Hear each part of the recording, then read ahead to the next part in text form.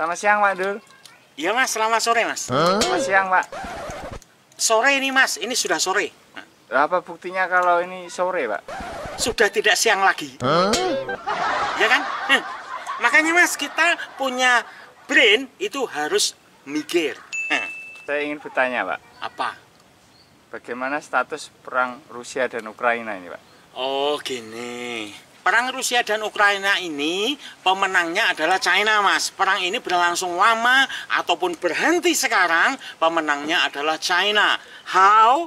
Kita bisa melakukan deep analysis dan kita bisa mendapatkan key role China dalam konflik ini. Konflik of interest dari perang Ukraina ini terbagi menjadi dua mas, blok barat dan blok timur. Blok barat itu ada Amerika dan NATO, blok timur itu ada China, Rusia, dan maybe India. Kenapa perang ini terjadi? Ini analisisnya. Old enemy di era Cold War itu Amerika dan Rusia. Pasca Cold War itu Amerika dan China. Amerika tentunya akan berusaha agar China menjadi lemah. How? Ketika konfrontasi langsung terhadap China tidak mungkin dilakukan, maka sahabat dekat China yaitu Rusia harus dilemahkan.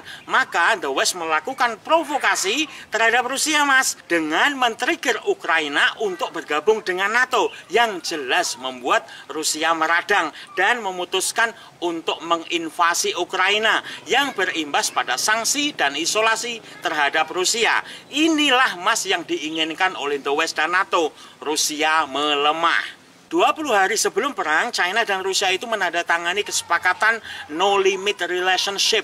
Why? China needs oil, Russia needs money for war. Apakah China setuju dengan perang Ukraina ini?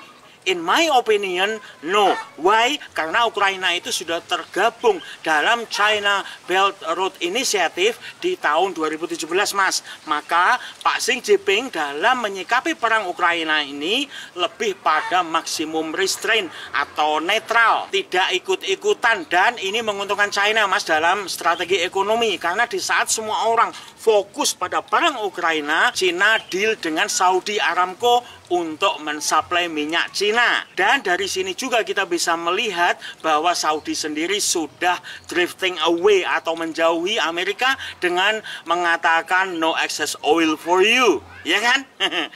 Apalagi Raja Saudi bahkan berani menolak telepon dari Joe Biden. Analisa kedua, China adalah new millennium power, mas. Saat ini perang Ukraina hanya bisa di stop oleh China. Why? Karena hanya China yang mempunyai the highest leverage atau pengaruh terkuat terhadap Rusia.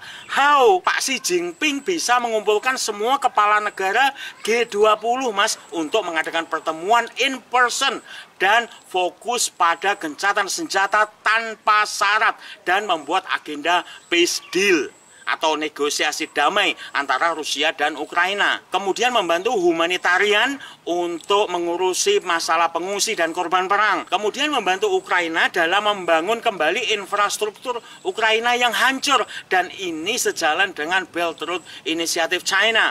Apabila ini dilakukan, mas, maka China akan mengokohkan status China menjadi the great nation with a great power and led by the great leader. Sekali lagi, mas, di sini Cina menang. Analisa ini bisa salah, mas. Yang mempunyai different idea atau pendapat berbeda, silakan tulis di komentar. Wow, wow, wow, wow, wow, wow, biasa. Iya, mas. Iya, Pak. Analisa itu apa, Pak? Analisa itu, mas, anunya Lisa. Anu apa, Pak? Analisanya Lisa. Iya.